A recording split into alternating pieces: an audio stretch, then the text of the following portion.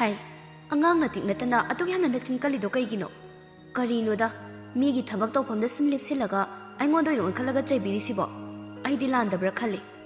Landaba mi lei hairadi kona leitraba kanda tasingadaba khangabra.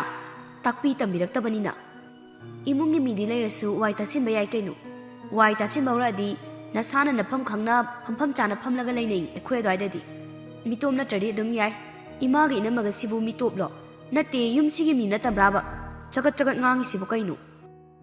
Kebi na chin khumge tawbaga hiyai na marak thanna hairai. Yari ma changbiro. Mi khuding onsin charaga leidu saru. Tumina imungda changa tumgir hipkira ko sitaw biruro. Kenu wa khumge na maya ka thoi. Inama aina ga sadi ngangi sekemta tabi drabona adobo. Nate aigi thabak tawpham sida natradi nuheni gi mi wangang pham chaifam leitrababa. Yam chaini ngangning lagana lekai da thopikro. Aduga mi wangang na ba pambi kaithel pham yam leidai. Bazari achat awong singdu yenglaga pene hengangna biruro. Kwa matab amamam ga paisilaga puk thalani adu oiradi. Handose ai thabak tawge ari bisittabi mama phattabi sidia. Kebi ga kenu ga sum leptuna leibaduda hiyai ting sokraduna sumchituna phadar hekta kanthali. Handodana mi usitaba yam haunagumsi. Ai su sitaba phajana hai angang oijarsu. Noine hinjinba yagadaba hiyai nu nate. Masimadi namana chani makhangjalu.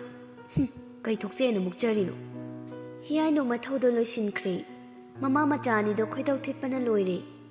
Ngarang talakbi mana asu usetaba haina phet laiduna imungda changkhre.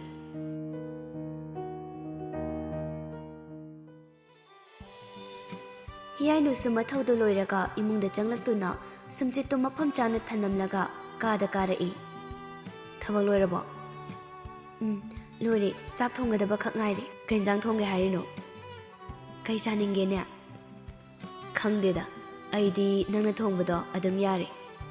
Adu nang ningoda namhai tawraga ngangwasi nungaitida. Kaino ming ama kau. Haidi tamo dada dayai damcha yam leidaine. Ade makhalo. Dalem. Kai haiba. Dalem haiba. Migi awaiba ming pamdi. Aidi mangda da hapchilaga nangi ming aroibado hapaga aduga dalemana adum kauragi. Hoida. Aduna fari. Mayam kamal oina kaunabado kaudi saru.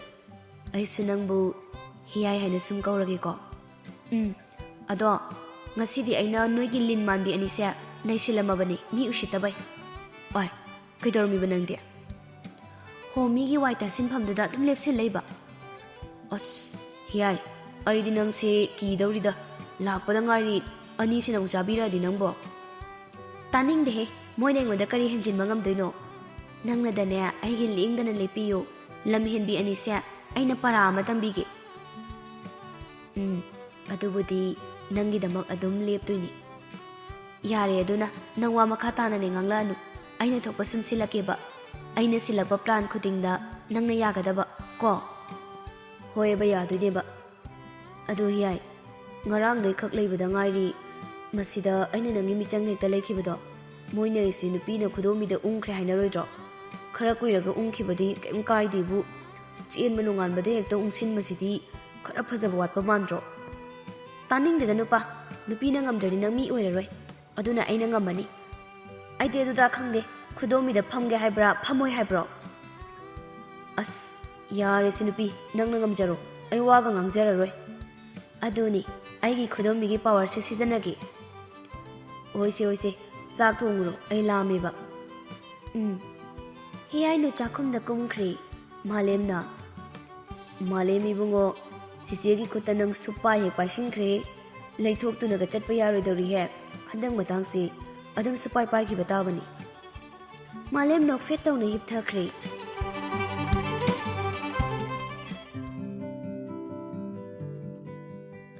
Athoiba hoidi pau si khangdri sanadu thabang mafamda lei halaklaga.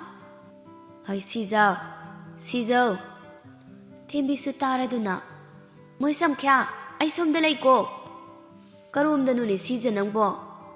Ho sakhumda chak thong liye. Sana su sakhum tamna changi athoiba su breakfast saduna leirammi. Hai thoiba. Babung. Nangbu nangi marup malemgi paw mata tadabrane. Kai pawno pabo. Kam tadi ka dorage. Hai, hiyainu do ngarang lakpadagi mayumda halaroi haidana handre haine. Malem moida sum leire hai. Pawan basu chatlura male. Malem phatri bawa sum thambiro. Malem na pharak laba kanda numit afaba ma yengnaga hogaseda hainare haine. Athoi ba sangom thambadagi mapabungi wasida khanga hai. Thembina, haima. Sana, nang maningthina thakpa yadro. Tamna thau tapna.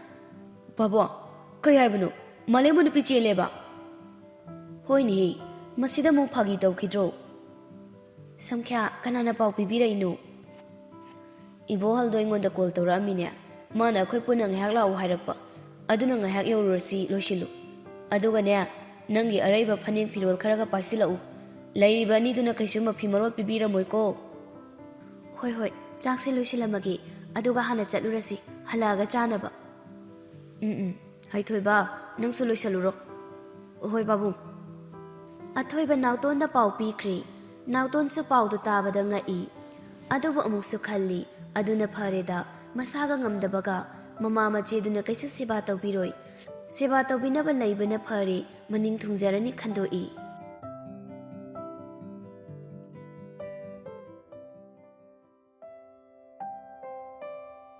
Paremba su tare paudu makokta brazer tabagum thokre. Oh, turelgi torbal aniga pangkhak oireko. Una nungsibi nangbu aigi oibadi phangzararoiko.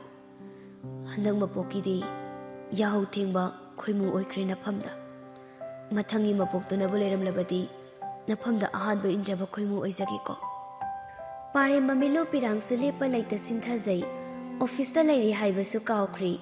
Mathamoida pendabana henkhibana mama khun khajik thokna kappi. Mairi thokna chakpa henkhibana mi changla e haibagi su akiba laita kaple parembadu.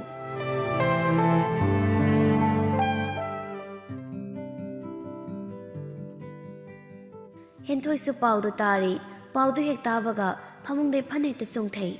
Kaino mama aseng bairo akhoi nupi bu cheleba. Hoi mi hojikta nama chawina phone tawramine.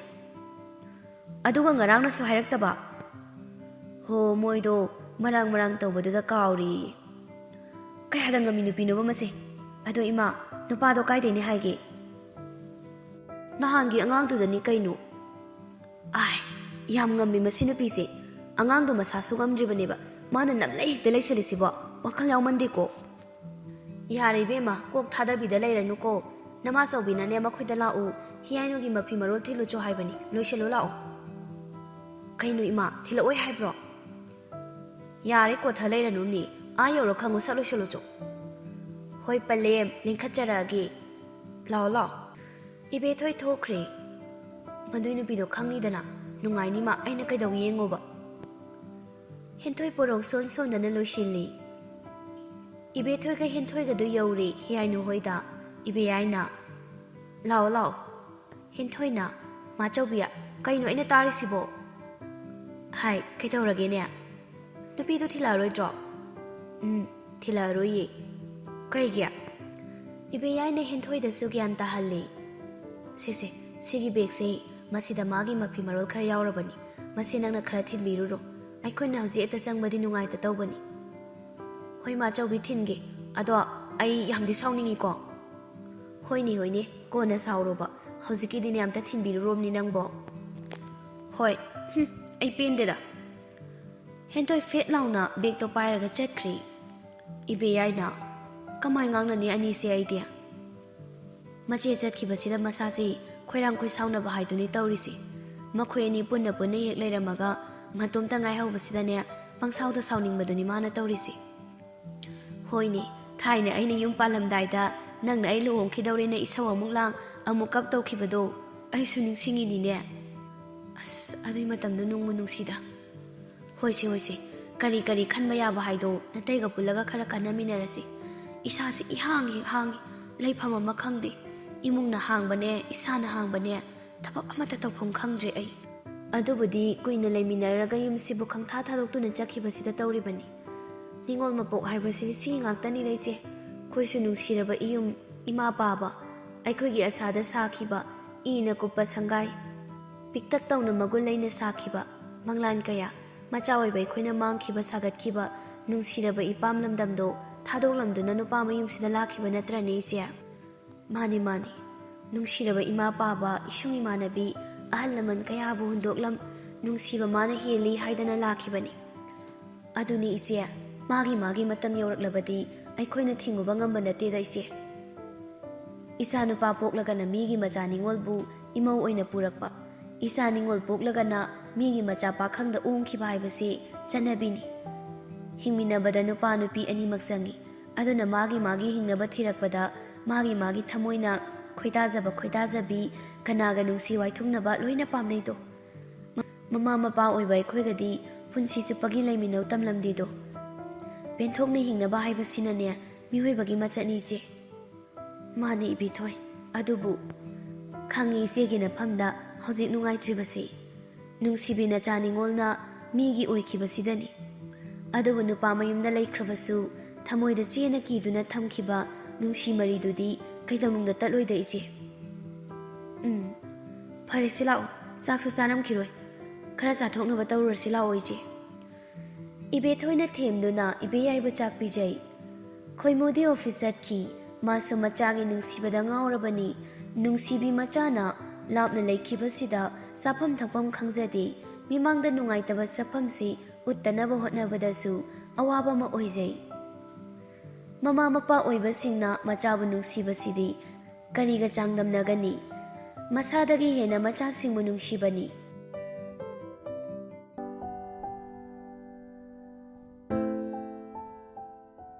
ꯃꯥꯂꯦꯝꯒꯤ ꯀꯥꯗꯅꯤ, ꯃꯌꯥꯝ ꯄꯨꯜꯂꯤ, ꯀꯦꯕꯤꯒ ꯀꯦꯅꯨꯒꯗꯤ ꯌꯥꯎꯗꯦ. ꯏꯕꯣꯍꯜꯅ, ꯏꯆꯥꯇꯣꯟ. ꯃꯥꯂꯦꯝ ꯃꯄꯥꯗ ꯌꯦꯡꯂꯛꯏ. ꯏꯕꯣꯍꯜ ꯃꯈꯨꯠꯇ ꯄꯥꯏꯔꯝꯕ ATM card ꯃꯆꯥꯒꯤ ꯃꯈꯨꯠꯇ ꯁꯤꯟꯅꯩ. ꯁꯤꯅ ꯅꯪꯒꯤ ꯁꯤꯖꯤꯟꯅꯅꯕ. ꯅꯪꯅ ꯅꯁꯥꯒꯤ ꯁꯦꯟꯊꯣꯛ ꯑꯃ ꯂꯩꯖꯗ꯭ꯔꯤ ꯐꯥꯎꯕ ꯁꯤꯖꯤꯟꯅꯕ ꯀꯣꯟꯅꯒꯗꯕ ꯆꯥꯡꯗ ꯍꯥꯞꯄꯕꯅꯤ. ꯕꯕꯥ, ꯁꯦꯁꯦ ꯏꯃꯧꯗ ꯊꯝꯖꯤꯜꯍꯜꯂꯨ. ꯏꯃꯧ ꯊꯣꯏꯕꯤ, ꯅꯪꯅ ꯆꯦꯛꯁꯤꯟꯅ ꯁꯦꯟꯅꯧꯀꯣ. ꯍꯣꯏ ꯕꯕꯥ. ꯁꯅꯥꯅ, ꯌꯥꯝ ꯐꯔꯦ ꯏꯕꯦꯝꯃ, ꯅꯪ ꯃꯥꯂꯦꯝꯕꯨ ꯅꯤꯡꯊꯤꯅ ꯁꯦꯟꯅꯕꯤꯌꯨꯀꯣ. ꯏꯆꯥꯁꯤ ꯅꯪꯅ ꯃꯅꯤꯡ ꯑꯃꯨꯛꯇ ꯊꯨꯡꯍꯟꯕꯤꯌꯨ. ꯍꯣꯏ ꯕꯕꯥ, ꯑꯩꯅ ꯉꯝꯂꯤꯕ ꯃꯈꯩꯗꯤ ꯃꯥꯕꯨ ꯅꯨꯡꯉꯥꯏꯅ ꯊꯝꯖꯒꯦ. ꯄꯦꯜꯂꯦ ꯑꯩ ꯏꯃꯧꯒꯤ ꯄꯥꯎꯈꯨꯝꯁꯤ.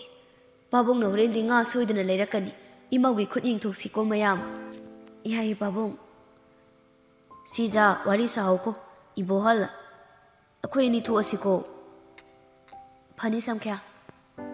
ꯏꯕꯣꯍꯜꯒ ꯁꯅꯥꯒ ꯊꯣꯛꯈ꯭ꯔꯦ. ꯊꯦꯝꯕꯤꯅ, ꯕꯦꯝꯃ, ꯅꯪꯕꯨ ꯏꯕꯦꯌꯥꯏꯒꯤ ꯃꯆꯥꯅꯨꯄꯤꯗ ꯅꯠꯇ꯭ꯔꯅꯦ ꯅꯣꯡꯃ ꯕꯖꯥꯔꯗ ꯊꯦꯡꯅꯈꯤꯕꯗꯣ? ꯃꯥꯅꯤ ꯏꯃꯥꯁꯤ.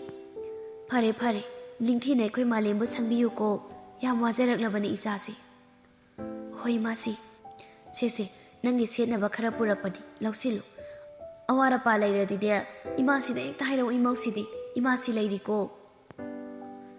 ꯍꯣꯏ ꯏꯃꯥꯁꯤ, ꯀꯩꯒꯨꯝꯕ ꯑꯋꯥꯠꯄ ꯂꯩꯔꯛꯄ ꯃꯇꯝꯗ ꯁꯣꯏꯗꯅ ꯍꯥꯏꯖꯔꯛꯀꯦ. ꯑꯗꯨꯅꯤꯗꯅ. ꯐꯔꯦ ꯑꯗꯨꯗꯤ ꯑꯩꯈꯣꯏ ꯑꯃꯨꯛ ꯊꯣꯛꯑꯒꯦ. ꯆꯥꯛ ꯆꯥꯔꯛꯇ꯭ꯔꯤ. ꯁꯤꯗꯒꯤ ꯍꯜꯂꯒꯅꯦ ꯆꯥꯔꯨꯗꯧꯔꯤꯕꯅꯤ. ꯅꯪ ꯄꯥꯕꯨꯡꯅ ꯂꯣꯏꯁꯤꯜꯂꯨ ꯊꯦꯡꯉꯦ ꯍꯥꯏꯗꯅꯅꯦ ꯄꯔ ꯍꯦꯛꯇ ꯂꯥꯛꯑꯕ. ꯏꯃꯥꯁꯤ, ꯑꯩꯈꯣꯏꯗ ꯆꯥꯔꯒ ꯍꯟꯕꯤꯔꯣ. ꯌꯥꯔꯦ. ꯉꯁꯤꯒꯤꯗꯤ ꯌꯨꯝꯗ ꯁꯨꯝ ꯆꯥꯔꯨꯔꯒꯦ. ꯀꯣꯟꯅ ꯃꯇꯥꯡ ꯆꯥꯕꯗ ꯆꯥꯔꯁꯤ. ꯍꯣꯏ ꯏꯃꯥꯁꯤ. ꯑꯊꯣꯏꯕꯒ ꯅꯥꯎꯇꯣꯟꯒꯁꯨ ꯃꯥꯂꯦꯝꯒ ꯋꯥꯔꯤ ꯋꯥꯇꯥꯏ ꯉꯥꯏꯍꯥꯛ ꯇꯧꯔꯝꯗꯨꯅ ꯊꯣꯛꯈ꯭ꯔꯦ.